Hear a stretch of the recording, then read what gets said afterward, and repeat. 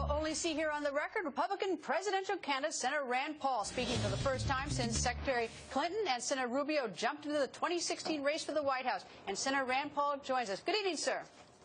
Good evening. Thanks for having me. Nice to see you. Well, I guess in reference to Senator Marco Rubio, I would ask you, what's it like to have him in the race? And I suppose you're going to tell me the more the merrier. But tell me, how are you different from Senator Rubio? Well, we have a lot of similarities. When I did my long filibuster, he came and supported me, and I appreciated that. I think one of the differences that's come up recently is that I don't think it's a good idea to borrow money, even for national defense.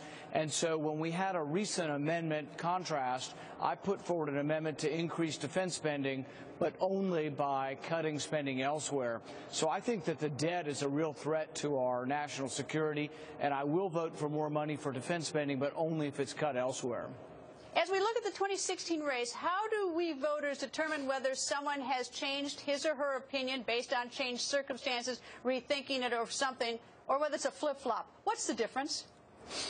I think there are some basic principles you want people to keep no matter what. Whether or not the debt is a good idea, whether the debt's a big problem, whether capitalism is a better system than socialism. Those are major principles. But then I think there are things that are based on facts, and as facts change, you want someone to adapt to facts. So I think philosophy and principles tend to stay the same, but facts obviously do change. All right, Secretary Clinton has announced that she's jumped in the race with her announcement yesterday. Right away, you came out of the gate. You have this ad, in part, this negative ad. Listen to this. What path will America take? Will it be a path to the past? A road to yesterday? To a place we've been to before? Hillary Clinton represents the worst of the Washington machine. The arrogance of power, corruption and cover-up, conflicts of interest, failed leadership with tragic consequences. The Washington machine is destroying the American dream. All right, Senator, that's only part of the ad, but why come out of the gate and go negative? Why not take the high road? Why right away from the get-go do you do this to the American voters? Well, I think we need to have a contrast, and I think there are important things that people are going to have to know and important things she'll have to explain. For example, Hillary's war in Libya, I think it made us less safe. It made radical Islam more of a potent threat to us in Libya. That's a valid thing for us to debate. I think we're going to have a debate over whether or not accepting donations from foreign countries, such as Saudi Arabia, is a good idea for somebody in high level of politics. So politics is rough and tumble. There will be debate, and there'll be chance for both sides.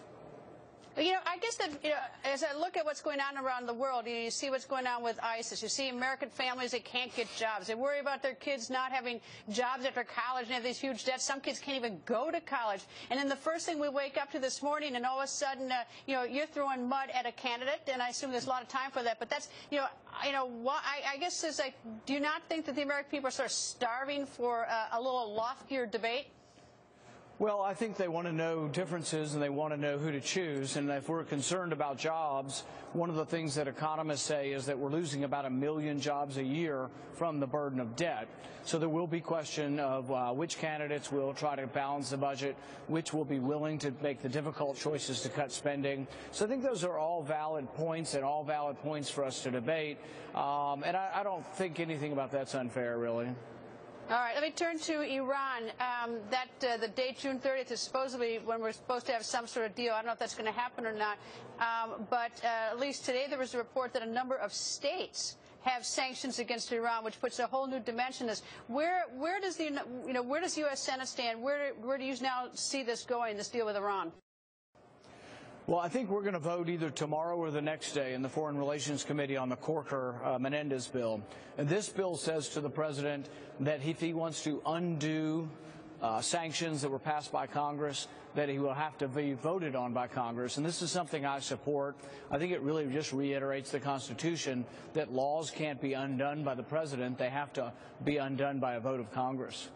Isn't that a little bit odd as you're telling, if the Senate passed the sanctions, you've now got to pass a bill to tell the president that he can't undo what you did? I mean, it's a lot of busy work. I mean, how did we get to this? I think it sends a big signal, though, to the president, because the president's been signaling otherwise. The president, whether it was health care, immigration, war powers, or this making this agreement, has been saying he doesn't need the permission of Congress. So this is Congress pushing back and Congress saying, hey, wait a minute, Mr. President, we do have a say in this. And you're right, we could not do this at all. But I've been saying all along, one reason to do this and to do it now is to send a signal to the negotiators that we want a good agreement, because we're going to have to vote on it. So you have to please a broad swath of the American Congress and the American people, and they have to believe that it's a good deal. So I think that's what this is about. It's a signal and a message to those that are negotiating that we want a good deal, not a bad deal. Okay, a Bloomberg poll says 11% of Republican independent women in polls said would seriously consider supporting Senator Paul, which is not a huge number, compared to 22% of men. And you have sort of the largest spread between women and men. I've seen that you've taken some heat in some interviews with women. So what's the story there, Senator? Where are the women for you? The interesting thing about this poll is it actually showed that I did much better with category of people leaning my direction with women than I did with men. And if you looked at people who were not interested in my candidacy, it was actually equal for men and women. So I think the people who wrote the headline there didn't read their own poll very carefully. But the interesting thing we've seen is that in the last couple of weeks, we're outpolling Hillary Clinton in Iowa, which is a purple state, Pennsylvania, which is a purple state, and also in Colorado. So I think we're doing something right to attract independents and women, because we're outpolling her in these bellwether states that could go either way. And you can see our